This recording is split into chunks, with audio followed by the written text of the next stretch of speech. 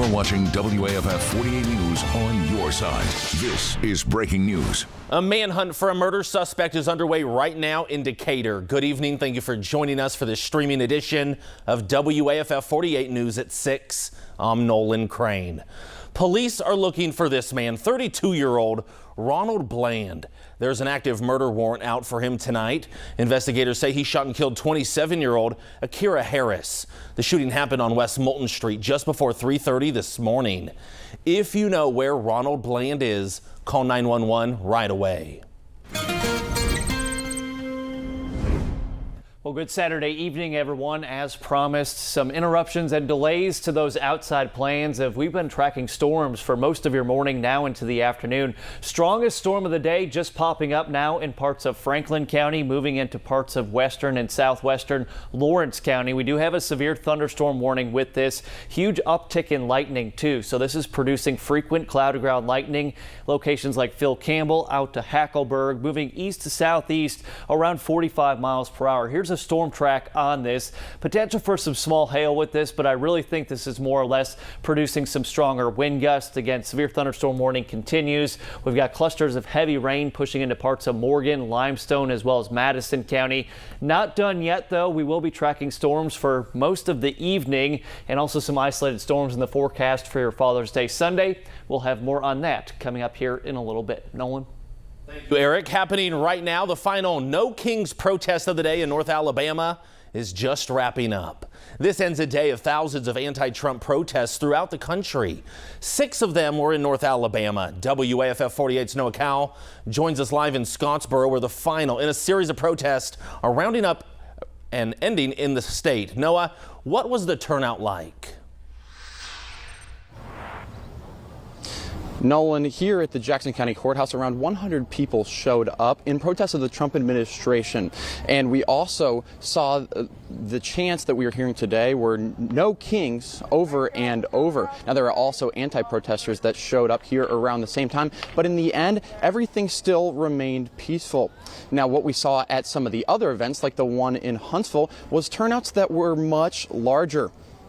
Organizers say over 3,000 people showed up to Huntsville's No Kings protest right next to Campus 805. Singers and speakers gathered, asking lawmakers to remove President Trump from office. Meanwhile, other protesters took to the streets with some passing cars honking their horns in support. A group of high school students showed up on the other side of the road in Trump attire, which led to some shouting back and forth. Despite these tense moments, everyone stayed cool and calm and even tried to have some sort of dialogue. Now, organizers say that the crowd in Huntsville was really impressive, but they also emphasize the importance of seeing some of the crowds of people show up in the smaller cities around North Alabama, especially the cities that tend to be more red. Now, they also say in order to make these protests for naught, that they will focus on continuing to press some of the local leaders as well in the future. Reporting live in Scottsboro, Noah Cowell, 48 News, on your side. Huntsville and Scottsboro were not the only cities here in the valley holding rallies today. These photos come to us from our news partners at Times Daily, showing a protest in Florence. There were also reports of some counter demonstrations at some of these events. So far, we have not heard of any significant issues or arrests at any local protests. Here are more pictures from the Advertiser Gleam in Gunnersville at the Marshall County Courthouse. Fort Payne, Athens, Pulaski, Tennessee also saw large crowds protesting this afternoon. These protests brought massive crowds in bigger cities. This is a look at the Art Museum in Philadelphia, where the crowd was on par with the recent Super Bowl parade. One Marine veteran was there in his full dress uniform and told reporters why he participated today. I will die and defend the Constitution of the United States and not have any individual or administration usurp that right. And to me, I think we're on the precipice, on the very transition, the precipice of losing those rights. And I am here to defend those rights. The protests are still ongoing around the country. We will have an update for you tonight at 10 on WAFF 48. We have new details tonight in a deadly shooting investigation in Lauderdale County where a man was shot and killed while in a car with a minor yesterday morning. The sheriff now confirms the man killed was 33-year-old Anton Abdullah Akul from Tony. The shooting happened at 2 a.m. yesterday on County Road 23. That's just outside Florence city limits. The sheriff says one of the child's family members fired the deadly shot. At last word, no charges have been filed, but this investigation is still underway. Now to a shocking story from Minnesota. One state lawmaker is dead and another is in the hospital after they were shot inside their own homes overnight. Minnesota's governor is calling the attack an act of political terrorism. Both victims are Democrats. State Representative Melissa Hortman was killed. State Senator John Hoffman was injured. In both attacks, the lawmakers' spouses were also shot. Police have identified a person of interest as 57-year-old Vance Bolter. Witnesses say the attacker was impersonating a police officer at both scenes. Bolter is an employee for a private security company. Investigators say they found a list in his car of more than 70 targets, including abortion doctors and every high-profile Democrat in the state of Minnesota. We still don't know if additional people are involved, but this individual is the one that we're looking as a person of interest right now. But there may be other people with him, and we would like to speak to anybody that may have had contact with him at any point in time. Police say they encountered the attacker at Representative Hortman's neighborhood after she was attacked and shot. They exchanged gunfire, but the suspect got away. Happening right now, people have packed our nation's capital for a military parade commemorating the Army's 250th birthday. Here's a live look at this parade that started about 30 minutes ago. It also coincides with President Donald Trump's birthday. 7,000 soldiers, 150 Army vehicles, and more than 60 aircraft are all on display and in attendance here in Washington, D.C. Some equipment from the Rocket City will also be on display during this parade. We will have much more and the highlights and reactions for you tonight at 10 on WAFF 48. And we will be right back with more news and weather in 2 minutes.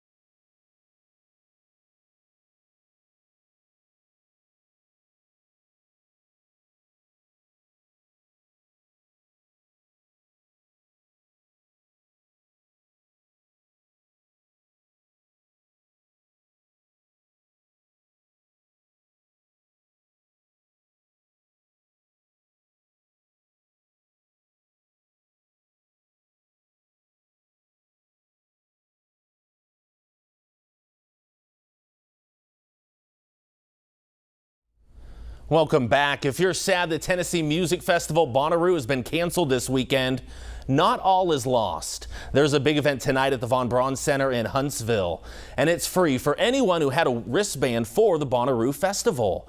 You're invited to tonight's Leonard Skinner tribute show called Second Helping Concert. It'll be in the Mars Music Hall. As we told you last night, Bonnaroo has been canceled because of the rain. We're covering your community in Leeton, where a groundbreaking ceremony just took place to bring the Singing River Trail through downtown. This is part of a $1 million project to revitalize downtown. The ceremony took place during Sledge Fest, a festival honoring singer Percy Sledge, popular for his big hit, When a Man Loves a Woman. The Singing River Trail is more than 200 miles of greenway that connects communities all across North Alabama. Now, your first alert weather with meteorologist Eric Burke. Eric, it's Father's Day weekend. You look outside, clouds are gray, it's been rainy. What can we expect as the night goes on? Well, good news regarding your Father's Day Sunday. It's looking a lot drier than what we've seen today. Happy early Father's Day to you, of course. But yeah, we are tracking additional rounds of rain showers and storms as we go through the rest of the evening. Now, once the sun sets, I think a lot of this activity will become far more isolated in nature, but still the possibility of some downpours and a few rumbles of thunder overnight. We've got our strongest storm of the day right now. There is a severe thunderstorm warning right now in parts of Franklin as well as Lawrence County. Main concern with this will be some damaging wind gusts, maybe 40 to 50 miles per hour, and potential for some hail.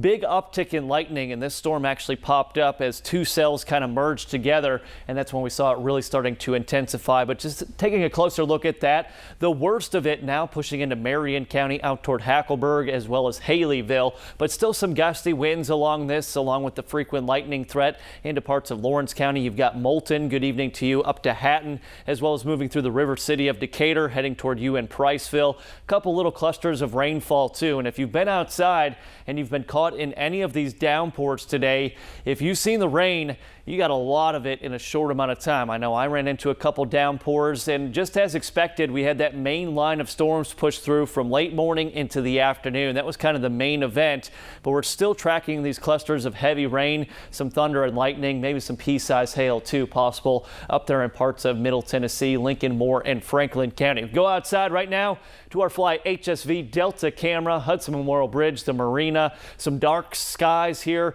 Really the severe weather threat for the rest of the evening is low and getting lower. We do have that one lone severe thunderstorm warning, and that is our first severe warned storm of the day. Now, other storms have produced not only the lightning, but also some brief gusty winds, but the wind in general just kind of breezy, helping with the humidity.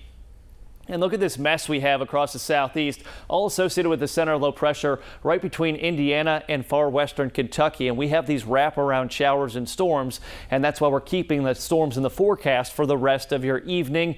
Temperatures will stay warm and muggy overnight tonight, should drop into the upper 60s to low 70s by daybreak on Sunday.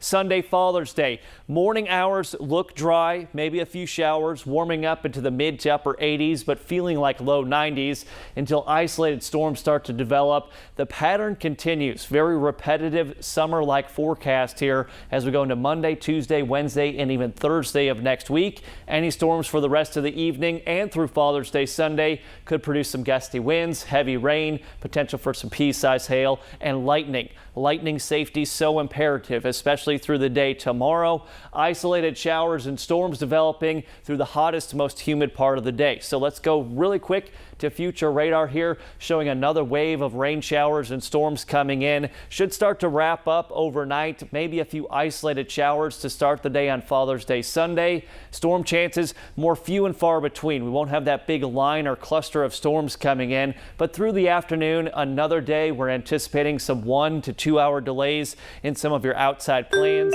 Hot, humid pattern continues, very summer-like, and we'll have to watch Thursday closely. Nolan? Employees and volunteers with the Greater Huntsville Humane Society spent the day giving back to the community. We were at their campus on Johnson Road this morning for this event. There were special discounts on pet vaccinations, testing, microchipping, and free spay and neuter procedures. There were also local businesses on hand to show pet owners what they have to offer. The end goal for us is to help keep the animals out of the shelter, and that we understand that sometimes families are suffering, whether it's financially or just going through a hard time, and they need that little pick-me-up. So if we can provide just a little bit of assistance to those families and provide a little bit hope that they can keep their pet, we want to continue to do that.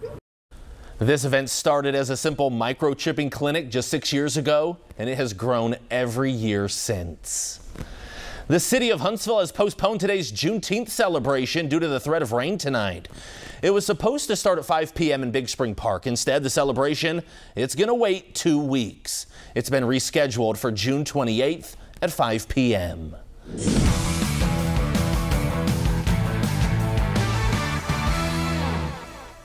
The Rocket City Trash Pandas, they're going to take the field tonight, but under a new name, Alabama White Sauce. The Trash Pandas are playing homage to the barbecue legacy of North Alabama this weekend. They played as the Bama Butts last night, and they're going to have white sauce uniforms tonight. At last check, the game will start as scheduled at 6:30, despite the threat of rain. And coming up tonight at 10 on TV on WAFF 48, we're going to have a full newscast and cover all of the stories impacting you right here in the Tennessee Valley. We're also going to have the latest on the No King protest here at home and around the country, as well as highlights from a big parade in Washington, D.C. honoring the Army's 250th birthday, and the latest on 2 murder investigations. Thank you for joining us for this special quick cast, and we will see you back tonight at 10. Thank you for joining us.